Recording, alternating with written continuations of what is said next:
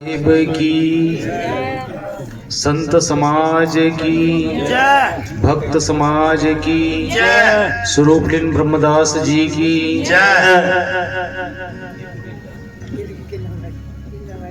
मंच पे विराजमान संत वृंदगण, सत्संग प्रेमी सज्जनों, श्रद्धा मूर्ति देवियों, साथ में बैठे हुए नन्हे मुन्ने बाल गोपालों, मेरे लिए निर्देश हुआ है संचालक के निर्देश पालनार्थ मैं आप लोगों की सेवा में कुछ देर के लिए उपस्थित हूं। सबसे पहले यथा नाम तथा गुण से अभिभूत स्वरूपलिन ब्रह्मदास जी को मैं भावभीनी श्रद्धांजलि समर्पित करता हूं। और जो परिवार दुख से दुखी हैं उन्हें मैं संतावना देता हूं, पूरे परिवार को, कि आप सब उनके चरण रज को लेकर के उनकी बातों का अनुसरण करते हुए, उनके पथ का अनुगमन करते हुए, उनकी श्रद्धा, सेवा, भक्ति और प्रेम को सींचते हुए उनके जीवन को याद करें और उनके पथ के अनुगामी बने। Hello hello. ब्रह्मदास जी का स्वभाव बहुत ही सुमिष्ट, बहुत ही शील, बहुत ही सज्जन प्रवृत्ति और ज्ञान के विचारों में बहुत ही आनंद प्रिय उनका ज्ञान। जीव और जड़ के बारे में उनको अच्छी तरह से अंदर से बोध, अधिक बोलते नहीं। सदगुरु कबीर ने कहा है, जहां धीर गंभीर अति निश्चल तहां मिली उठौ कबीरा। सदगुरु कबीर का एक कथन, जिन्हें ज्ञान का बोध हो जाता है, जिस व्यक्ति के अंदर में ज्ञान का प्रकाश प्रज्वलित हो जाता है, उन्हें अधिक बोलने की इच्छा नहीं होती, और बोले भी तो गंभीर विवेक विचार की बात। जब ब्रह्मदास जी से चर्चा कभी होती या कभी संत गुरुजनों से वो चर्चा करते, बड़े विनम्रता से ज्ञान के बारे में चर्चा।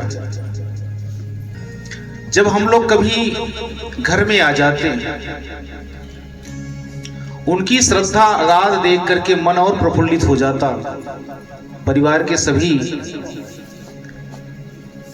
परिजनों से मैं चाहूंगा कि उनकी श्रद्धा और प्रेम भक्ति को आप लोग वैसे ही एजिटेट बनाने की कोशिश करेंगे।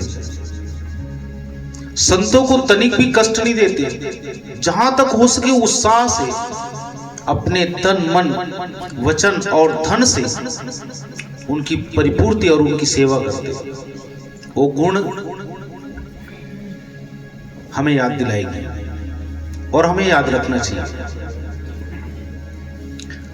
सदगुरु कबीर मानुष गुण की विशेषता करते हैं। इस धरती पर जितने भी प्राणी हैं उनमें सबसे श्रेष्ठ मनुष्य है। और मनुष्य में जब तक मानवता के गुण नहीं, और मानवता में गुण आने का साधन क्या है? जो ब्रह्मदास जी के अंदर में अकूत भाव भक्ति के साथ गुण भरे हुए थे, वो गुण हमारे अंदर भी सृजित होना चाहिए। यदि ये है तो हीरा सोई सराइए।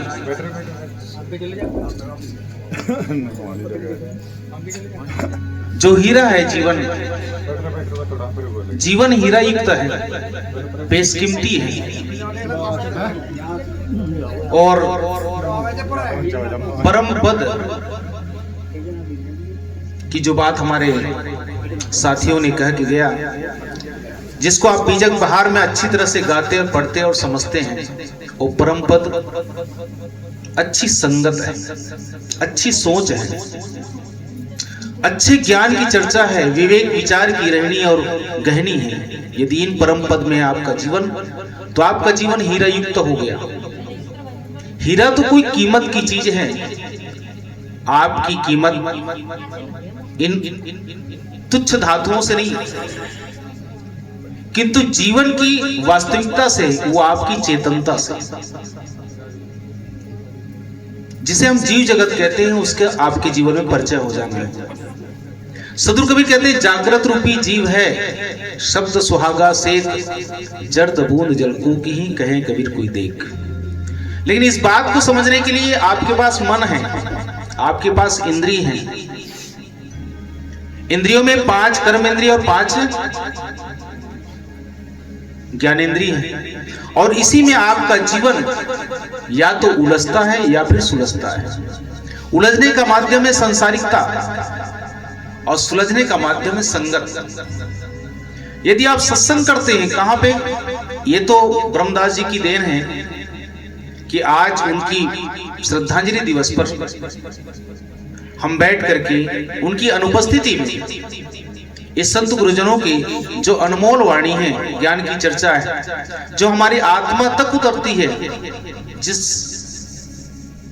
बातों के द्वारा हम अपने जीव जगत को जानने की क्षमता रखते हैं, उनकी श्रेष्ठ आचार विचार ही हमें एक दिशा निर्देशन देती है कि हमें भी उनकी संगत में लग करके अपने आप अपने जीवन में झांकने का प्रयास करना चाहिए। यदि ये करते हैं तो अपने अंदर के गुण को पहचानते हैं, और यदि अपने गुण को पहचानते हैं तो हम परम पद को समझना शुरू कर देते हैं, और परम पद को जिस दिन जानना शुरू कर दिए, उस दिन आपका जीवन हीरा से अनमोल हो गया। हीरा तो मूल्यवान है, आपका कोई, और आपका कोई मूल्य कैसे नहीं, क्योंकि आप अजन्मा हैं, आप जन्म मरण से रहित हैं। उस अवस्था को जानने के लिए आपको निरंतर अपने जीवन को तराशना पड़ेगा। सदगुरु कबीर कहते हैं जो जानो जग जीवना, जो जानो सो जीव, पानी पचाओ आपना तो पानी मांगे न पीओ। सदगुरु कबीर कहते हैं कि इस जीवन को जो प्राप्त किए हो आप, हम सब, यदि इस जीवन को हमने तराश लिया और इस जीवन में हमने तलाश लिया, तराशा कैसे, हमारी मन वाणियां इंद्रियां विकृत है, हमने उनको तराशा, तराशने से क्या होगा, वो सुगम सात्विक सदाचारी। तलाशना क्या है, हमारा जीवन अनंत कालों से खोया हुआ था और अनंत कालों तक खो जाएगा यदि आज हम सावधान नहीं होंगे तो। सदगुरु कबीर इसको हम लोगों को बताते हैं कि फाम आगे, ध्यान दीजिएगा, फाम आगे फाम पाछे फाम दाहिने डेर, फाम पर जो फाम करे सो फाम है मेरे। जो आगे पीछे दाएं बाएं चलने पर नहीं, जीने पर। आप किस चीज को देख रहे हैं, किस चीज को सुन रहे हैं, किन बातों को बोल रहे हैं, किस दिशा की ओर आप चल रहे हैं, किन कामों को करने के लिए आप अपने हाथ बटा रहे हैं, इन बातों पर यदि आप चिंतन करेंगे तो कर विचार, विकारों का परित्याग हो जाएगा, विचार आपके जीवन में उठना शुरू हो जाएगा और आपके जीवन का विकार का अंत हो जाएगा। फिर क्या होगा, कर विचार, विकार परिहरी, तरण तारण सोए, आप तरने वाले स्वयं बन जाए, यानी आपके जीवन में परम पद उद्घाटित हो जाएगा, आप स्वयं सुखी हो जाएंगे और दूसरे को भी सुख बांटने में सहयोग करेंगे। मतलब आप स्वयं रतन युक्त हो जाएंगे। सदगुरु कबीर ने कहा रतन का जतन करो, माड़ी का श्रृंगार, आप अपने जीवन रूपी रतन का जतन करिए। आपका जीवन क्या है, आपको गाली नहीं देना चाहिए, आपको निंदा नहीं करना चाहिए, आपको चुगली नहीं करना चाहिए, आपको ईर्ष्या नहीं रखनी चाहिए, आपको कलह कल्पना नहीं करनी चाहिए, आपको भ्रम में नहीं जाना चाहिए, भूत प्रेत देवी देवता जिंद चुड़ैल ईश्वर परमात्मा इत्यादि के भ्रम के तरफ मन को नहीं लगाना चाहिए। यदि आप इन तरफ मन को लगाते हो तो आपका जीवन खो गया। जो जानो जग जीवना, संसार में आकर के जीने की कला को नहीं जान पाए तो आपके जीवन में कला ही कला रहेगी, दुख ही दुख रहेंगे, आपके जीवन की परेशानी को कोई अंत नहीं कर पाएगा।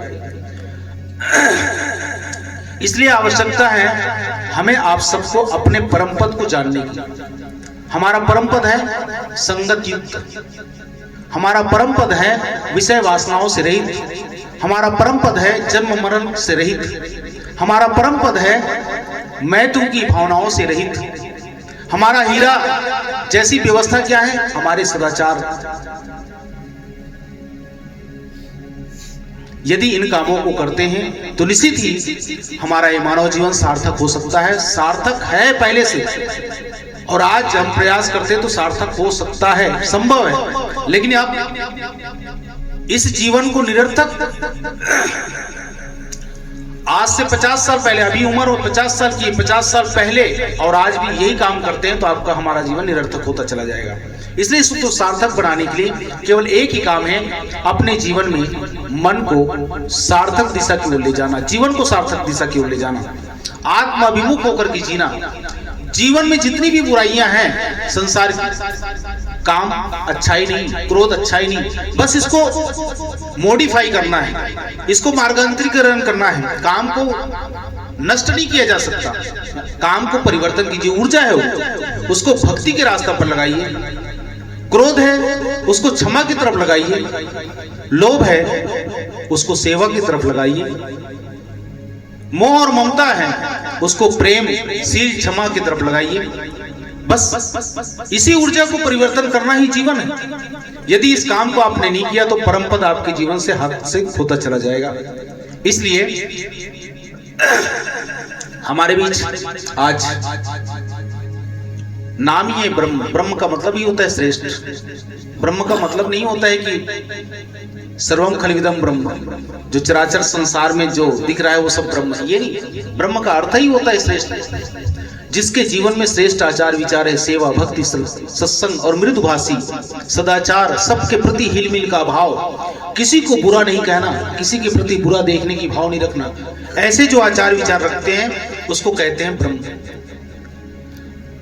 ऐसे भक्त के प्रति हमारे जीवन में नमन का भाव होना चाहिए, प्रेरणा का उद्गार उनके सीख से जगना चाहिए। और यदि ऐसा काम करते हैं तो निश्चित ही हम उनको श्रद्धांजलि भी समर्पित करते हैं और उनको याद करके अपने जीवन को सार्थक दिशा की ओर भी ले जा सकते हैं। मैं एक उनके श्रद्धांजलि पर एक पद गा देता हूं, समय का अभाव भी है।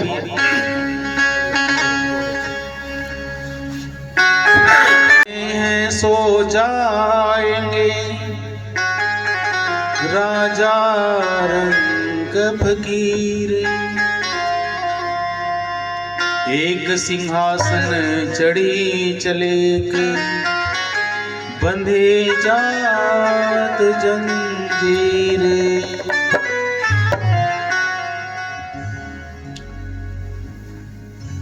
संसार में कोई किसी का रिश्ता नहीं, कोई किसी का नाता नहीं, सब अपने कर्मों को भोगने के लिए संसार में आए हैं और अपने कर्मों को भोग करके इस संसार से विदा हो जाते हैं। कुछ कर्म बना के चले जाते हैं, कुछ कर्म को भुना के चले जाते हैं। अंतर इतना ही है, कुछ मोह ममताओं में उलझ करके अपने कर्मों को बना के चले जाते हैं और कुछ संसार में अनादिकाल से मोह ममता आसक्ति में जो जीवित रहे उस मोह ममताओं को इसी संसार में भुना लेते हैं। जो भक्ति करते हैं, जो सेवा करते हैं, वो इसी संसार में उसको भुना लेते हैं। और जो इस संसार में भक्ति नहीं करते, सेवा नहीं करते, सत्संग नहीं करते, सदाचार पूर्ण जीवन को नहीं जीते, वो कर्म को दूषित करके इस संसार से चले जाते हैं। उसको फिर जन्म जन्मांतरों तक यात्रा करनी पड़ती है। यदि इस यात्रा को रोकना है तो हमें आप सबको अपने रिश्ते नातों के साथ कर्तव्य निर्वहन करते हुए, मोह नहीं, ध्यान रखना, कर्तव्य निर्वहन करने में प्रेम जगेगा। कर्तव्य निर्वहन करने पर मोह और ममताओं का अंत होगा। कर्तव्य निर्वहन करने पर आपके अंदर के जो अज्ञान मिटेंगे और आपके अंदर का ज्ञान उदय होगा, ज्योतित होगा। सदगुरु कबीर ने पहली पंक्ति में कहा अंतर ज्योति, अंदर में ज्योतित आत्मा है। ऋषि ने कहा अंता शरीरो ज्योतिर्मय ही सुप्रो यम पश्यति यत क्षीण दोषा। शर्त कितनी सुंदर है। अंता शरीर, आपके शरीर के अंदर में ही ज्योतित आत्मा है, ज्योतित ज्ञान है, ज्ञान का प्रकाश है। अंता शरीर ज्योतिर्मय ही सुप्रो, उसको आप कह सकते हो, देख सकते हो, समझ सकते हो। कब? यम पश्यति यत क्षीण दोषा, अपने दोषों को जो क्षीण करेगा। दोष है क्या? गलत खाना, गलत पीना, गलत बोलना, गलत चलना, काम क्रोध लोभ मोह ममता में फंसे रहना, संसार में जितने भी भ्रम है उसको अपने मन में डाले रहना, ये सारे क्या है? दोष है। इसको निरंतर क्षीण करता चला जाता है। यति क्षीण दोषा, जो इन दोषों को निरंतर कण कण करके हटा देता है, उस आदमी के अंदर में आत्मज्ञान उदय हो जाता है। इसलिए हम आप सभी जीवन में सत्संग करें, जीवन में मंथन करें, जीवन में विवेक करें, जीवन में विचार करें और जीवन को बिल्कुल सहज दिशा की ओर ले जाए। कोई किसी का नहीं, इस संसार में कोई किसी का नहीं। सदगुरु कबीर ने कहा, मुट्ठी बांधे आए जगत में हाथ पसारे, क्या लेकर के आए जग में क्या लेकर के? फिर है कौन? आपके जीवन जीने की कला ही आपका है, आपकी आत्मा ही आपका है, ये शरीर आपका नहीं, ये तो जड़ है। इस जड़ को एक दिन छोड़ना ही पड़ेगा। अनंत कालों से छोड़ते आए हैं, आज भी छोड़ना पड़ेगा। जैसे हमारे बीच ब्रह्मदास छोड़ के चले गए, ऐसे हमें भी एक दिन छोड़ के जाना पड़ेगा। तो छोड़ने के पहले हम अपने जीवन को सुधार कर ले, हम अपने जीवन में परिवर्तन कर ले। तो सदगुरु कबीर का एक पद, मन फूला फूला, अपने परम पद को पाने की बात कोई नहीं किसी का, इसलिए अपने आप को पहचानिए। आपे दीपक भव, भगवान बुद्ध ने कहा अपना दीपक स्वयं बनो। यदि गुरु के द्वारा जग जाओगे तो वही अच्छी बात, यदि अपने पुरुषार्थ से जग जाओगे तो भी अच्छी बात। जगने का प्रयास तो करो, किसी का माध्यम हो तो अच्छी बात, नहीं तो सेल्फ है तो अच्छी बात, लेकिन जगो तो सही। संतो जागत नींद न कीजे, काल न खाए कल्प नहीं व्यापे, दे जरा नहीं छीजे। उसके जीवन में कोई जरा मृत्यु की कोई बात ही नहीं, इसलिए जागने का प्रयास कीजिए। जागेंगे कब? आइए सुनिए। मन फूला फूला फिरे जगत में, कैसा नाता रे जगत में, कैसा नाता रे। मन फूला फूला फिरे जगत में, कैसा नाता रे जगत में, कैसा नाता रे। कैसा नाता रे जगत में, कैसा नाता रे, कैसा नाता रे जगत में, कैसा नाता रे। मन फूला फूला फिरे जगत में, कैसा नाता।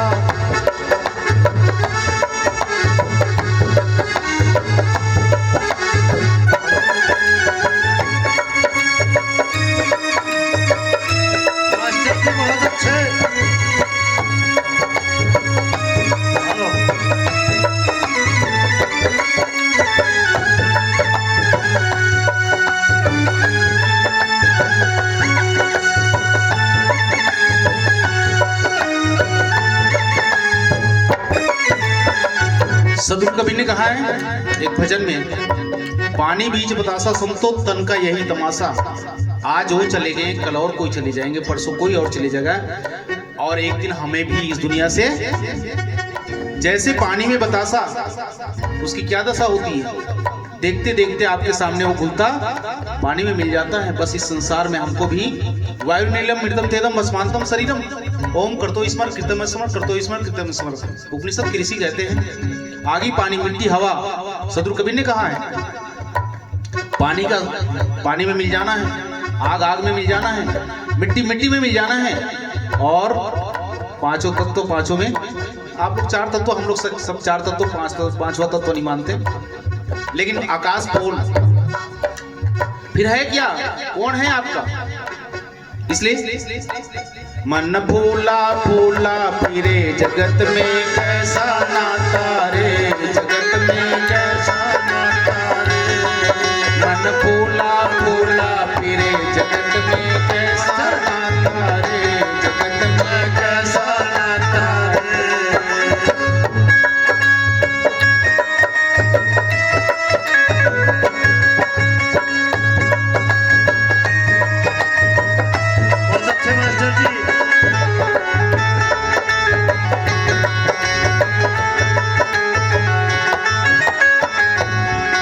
कैसा होता है? मात कहे या पुत्र हमारा, बहन कहे वीर मेरा रे, बहन कहे वीर मेरा रे। मात कहे या पुत्र हमारा, बहन कहे वीर मेरा रे, बहन कहे वीर मेरा रे। भाई कहे या भुजा हमारी, भाई कहे या भुजा हमारी, नारी कहे नर मेरा रे, नारी कहे नर मेरा रे। मन फूला फूला फिरे जगत में कैसा नाता रे, जगत में कैसा नाता रे। मन फूला फूला फिरे जगत में कैसा नाता रे, जगत में कैसा नाता।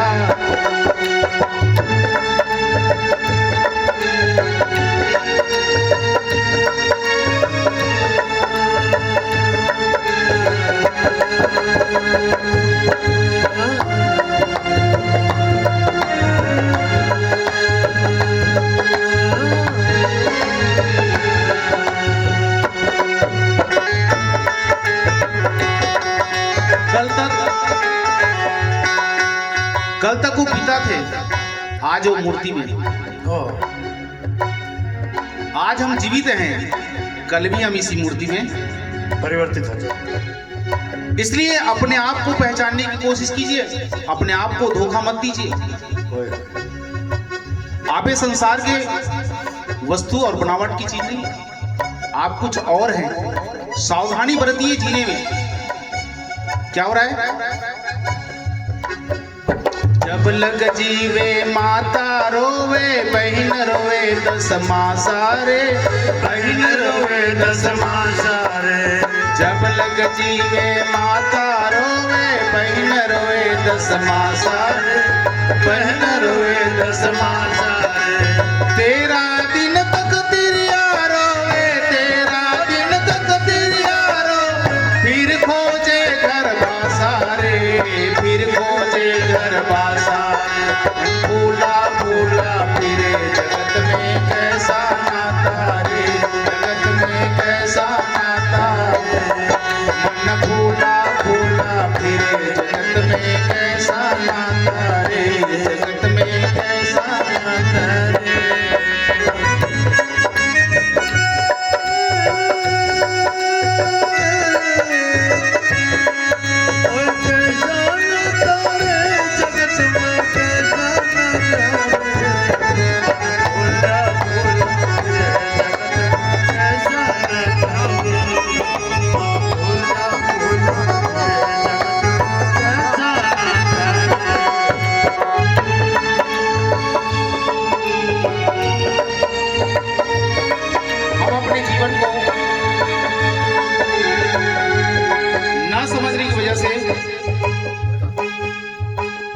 हमारी शरीर की जो दशा होती है, सदगुरु कबीर साहब कहते हैं आपने भूल किया, इसलिए जाते समय आपने दुख और सुख को देखा।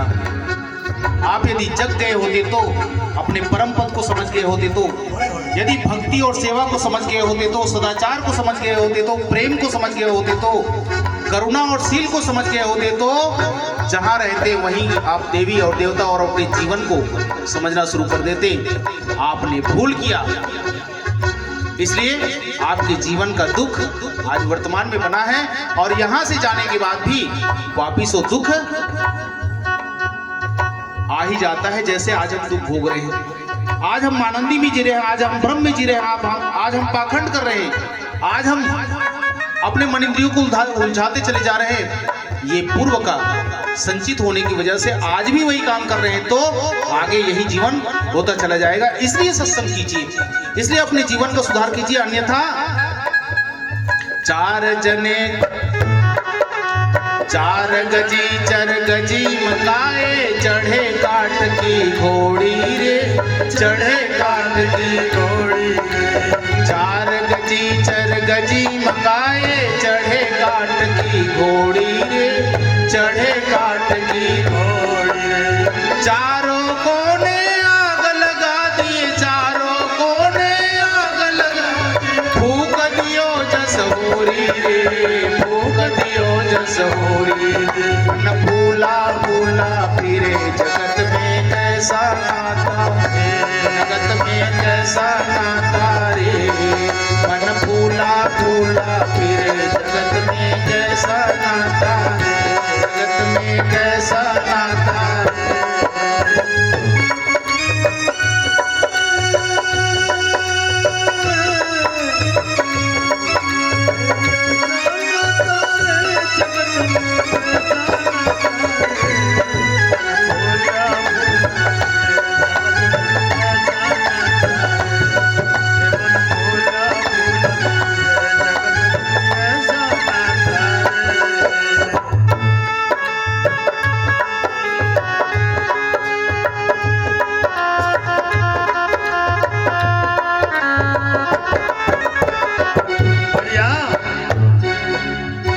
जिस शरीर को लेकर के हम अहंकार करते हैं कि मेरे पास कुछ धन है, दौलत है, मैं कुछ जानता हूँ, या मैं घर का मालिक हूँ, या मेरे बहुत सारे रिश्ते नाते हैं, या मैं बहुत बड़ा ज्ञानी हूँ, मैं बहुत बड़ा साधक हूँ, मैं बहुत बड़ा भक्त हूँ, ऐसा मैं अहंकार करता हूँ। तो सदगुरु कबीर क्या कहते हैं?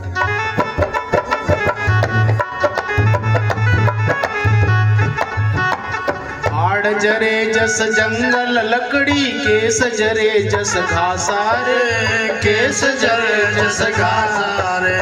आड़ जरे जस जंगल लकड़ी, केस जरे जस घासा रे, केस जरे जस घासा रे। सोना ऐसी काया जर गई, सोना ऐसी काया जर, कोई न आवे पासा रे, कोई न आवे पासा।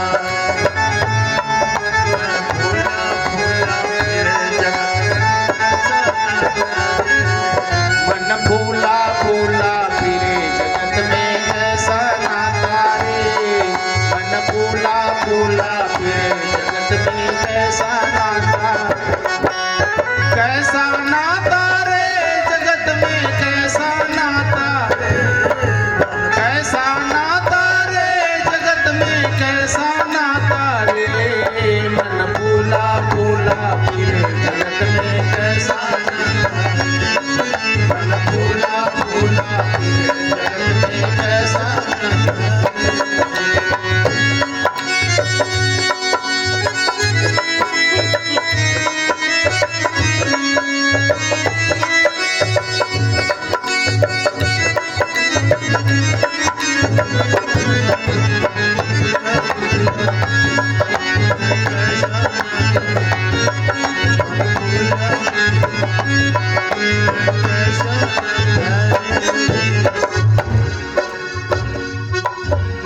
घर की तिरिया ढूंढन लागी, ढूंढ फिरे चौंदे सारे, ढूंढ फिरे चौंदे सारे। घर की तिरिया ढूंढन लागी, ढूंढ फिरे चौंदे सारे, ढूंढ फिरे चौंदे सारे। कहत कबीर सुनो भाई साधो, कहत कबीर सुनो भाई, छाड़ो जग की आशा रे, छाड़ो जग की आशा। मन फूला फूला फिरे जगत में कैसा नाता, जगत में कैसा नाता। मन फूला फूला फिरे जगत में कैसा नाता,